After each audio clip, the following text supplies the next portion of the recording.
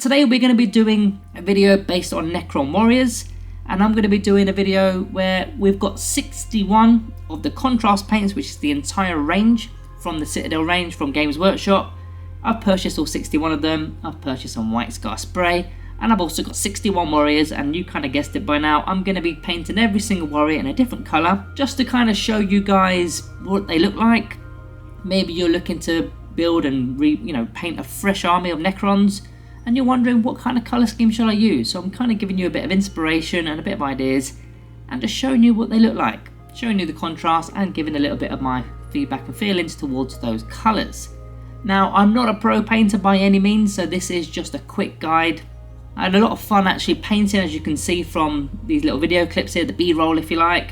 It took a while and I had to keep everything in order because it's very easy to mix up models, but by now I've kind of got a good gist of what colour is what, because I've been doing this video for quite a while now. So yeah, I feel like I know the colours. Also guys, one disclaimer here, some of these Necron warriors were donated, so some of the glue jobs aren't the best, the heads are a little bit off. You just have to forgive me for that one, and this is purely based on the colours. So first we've got Bad Moon Yellow, to start us off with the yellows, and this is a very lemony shade of yellow, very bright, very saturated, very vibrant, also quite flat, like a layer paint almost, and there's not really many shadows in the recesses, slightly lighter than Imperial Fist Yellow, which we're going to show you in a moment.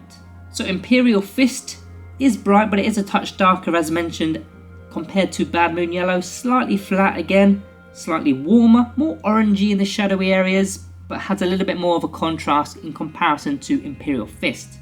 Iron Jaws Yellow is the third yellow contrast we've got in this range. Very bright again, saturated, yes, much cooler feeling than the other two, less shadows again though. It's the closest yellow towards the green colours, has like a mustard feel to it, but definitely much cooler than the other two. Iandon Yellow, this is where it gets a little bit more contrast. As you can see, there's lots more orange feels to them. Slightly desaturated in colour, creates these little bright spots of orange where the recesses form on the actual model itself. Then finally it's Nazreg Yellow, which is the final one of the yellows, very desaturated in colour, more of a duller orangey hue compared to the Iandon Yellow, and it's even got these sort of black spots in the corners of the actual model. Has like a burnt effect towards this yellow. Onto the oranges, we've got two oranges in the range here. The first is Gryph-hound Orange, very translucent, more closer to brown if anything, has a fiery tone to it and has a great contrast effect as you can see in the recesses of the model. And then we've got Magnadroth Yellow, it's almost like a flat layer paint feel, contrast does show slightly, very zingy, very bright, but just less of a contrast to the Gryph-hound Orange. Next we've got the three reds in the range. The first is Bile Red, very bright, very saturated, very vibrant, not really many shadows here. Again, it feels like a layer paint. The upper surfaces do go slightly paler towards pink in fact, and this is the brightest of the three reds. The second red in the range is a Blood Angels Red, so if you are a Blood Angels player, this is the one for you. It's got a warmer feel to the next one in fact, which is the Flesh Terrors. It's sort of the middle of the road for the reds. Perfect for your Novak Dynasty if you're still playing the Novak Dynasty from 9th edition Necrons. Has the dark shadows in the recesses, which just makes it a really cool contrast red. And then on to the final one, which is Flesh Terrors as mentioned. This one has a cooler feel than the Blood Angels Red, darkest of the three. Feels more like blood and guts rather than actual Blood Angels, kind of from the horror movies really. Much darker, and those recesses are definitely much more shadowier. I think I prefer the Blood Angels Red out of the three in the red range. Okay, on to the pinks and purples. We've got Doomfire Magenta. This one is probably the closest to the reds. Very bright, very pinky, very rave if you like the raves. Got those kind of party vibes. Does come out slightly flat. In the upper surfaces you've got that pinky tone, but in the dark recesses it is more reddy. Then we've got the Volupus Pink. Quite similar to Mage's Purple, less saturated. Darker than Mage's Purple in fact, but you can see the pigmentation is slightly different here. There's a lot more white. Well, I have undercoated white after all, but you can see the white underneath because it does come on more like a wash as opposed to a flat layer paint. Mage's Purple is the one that you can kind of compare it to. It's like a pinkier version of Volupus Pink. Again, it works like a wash, but even lighter than the previous entry here. you wash it on and it works much better on a lighter undercoat. Sigval Burgundy's next. It's almost like a red wine feel, very rich in colour but darker than the other three so far in this category. Nice shadows of black in the recesses and still has that pinky feel to it. Definitely one of the cooler contrasts of this colour range. However, the next one up is one of my personal favourites, which is Luxian Purple. Very bright, great shadows, I love this one. In fact, I was using this as part of my new Necrons paint scheme, but I did actually ditch it for a different colour. But you can see the contrast is fantastic. The darker recesses and the light purples on the edges make a really good tone and a really good contrast. The sixth one in this category is Leviathan Purple. Richer than Shyish Purple, which is going to be next. It's still quite dark. Hard to see the shadowy recesses unless you've got a light on it, which I do, so you can kind of see the purple, but normally in the normal daylight this would appear quite dark and almost black. Maybe it's better for Tyranids, of course. This is that kind of Leviathan look, if that's what you're going for. Comparing to Shyish Purple, even darker than the previous entry, almost black, closer to Black Legion really. There's only sort of a hint of purple and the black kind of covers all the flat surfaces are going into black. And bear in mind this was done on a white undercoat model, so all the black has come from that contrast with the purple edges. We then go on to the blues. We've got Leviathan Blue first, and very dark, like Celestian Blue but darker, has a nice shadowing though. Again, you can see from those recesses it goes very dark but very light on those flat surfaces. Another very good contrast. Ultramarines Blue is next. If you're an Ultramarine player, this is the one for you. Darker than you'd probably want it, to be honest with you, if you do play Ultramarines. I think I prefer a lighter shade of blue. The contrast does create this grey effect in areas where the light hits. But yeah, I think I'd prefer a lighter version if I was to play Ultramarines. Celestian Blue is this sort of dark ink.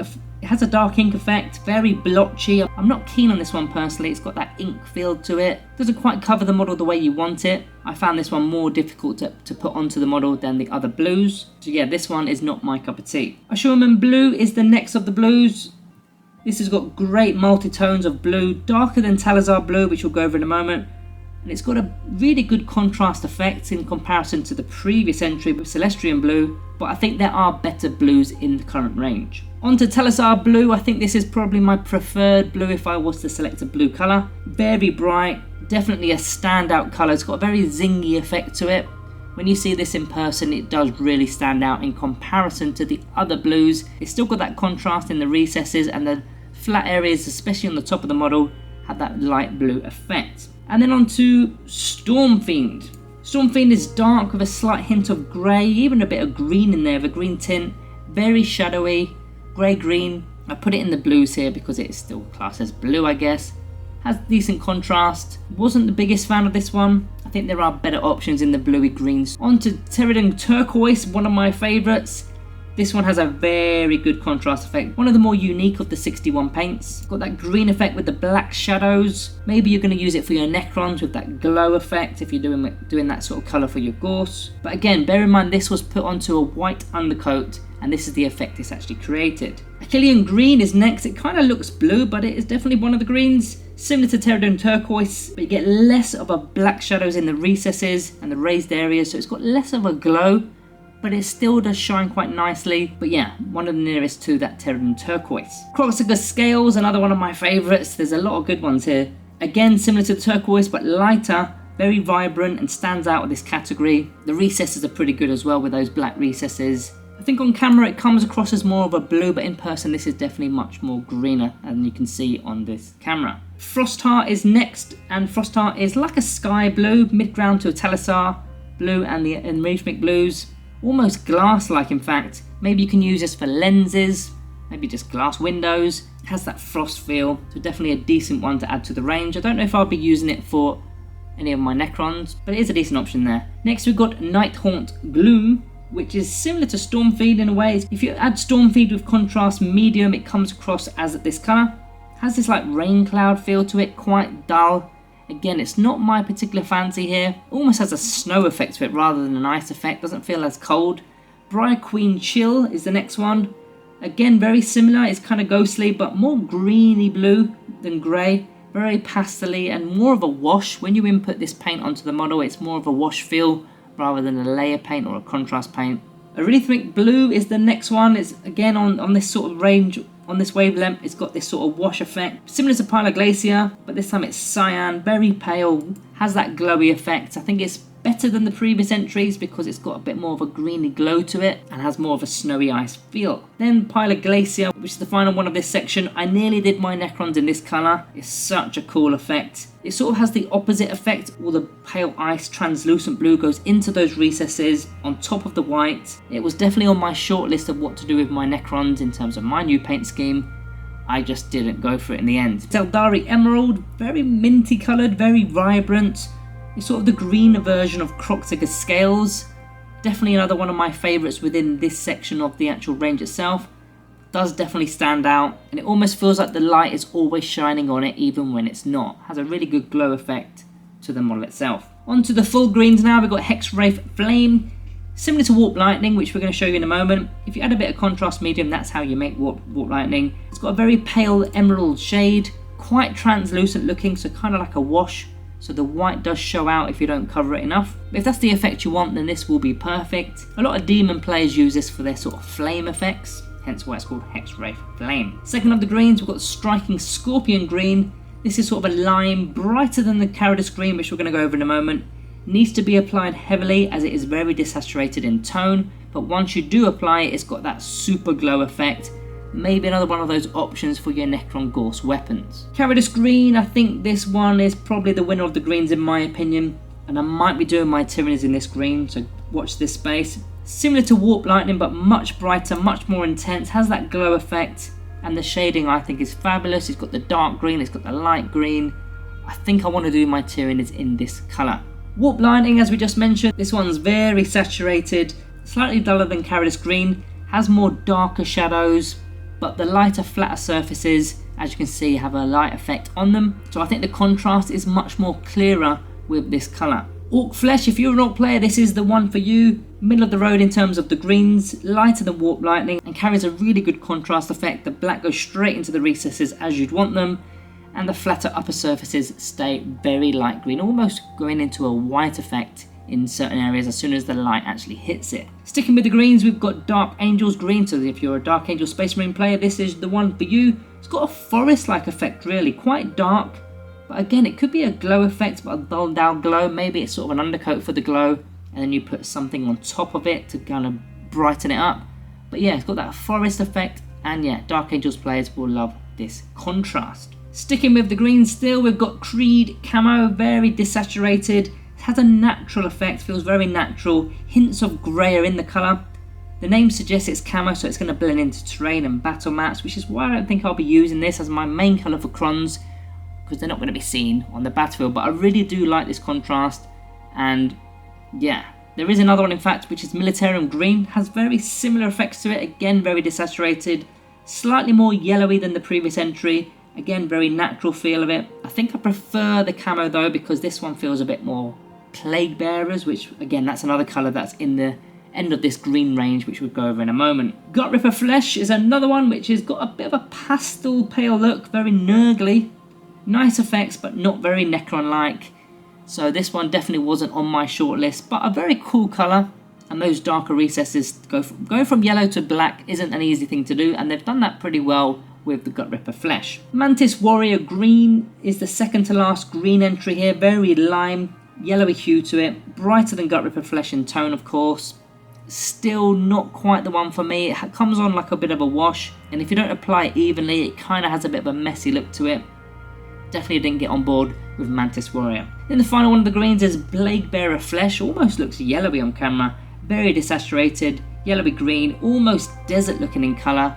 Some pretty nice shades though, but I think I prefer the Militarum Green or even the Gut Ripper Flesh compared to Plague Bearer Flesh. On to my personal favourite, which is Dreadful Visage. This one is very pale, very unsaturated, great shadows.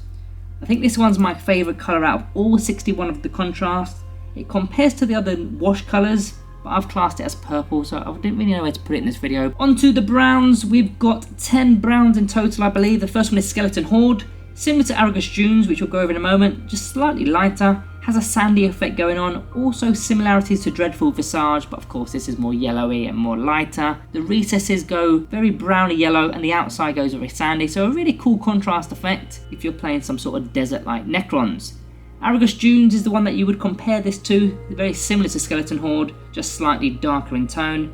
Has more of a suntan in comparison, and yeah, you've got much more black and brown in the recesses, which is probably what you would want. I think I would prefer this over Skeleton Horde, but both are very good contrast paints. Guilliman's Flesh is next. Genuinely can't tell the difference between this one and Dark Oath Flesh, which is the next one.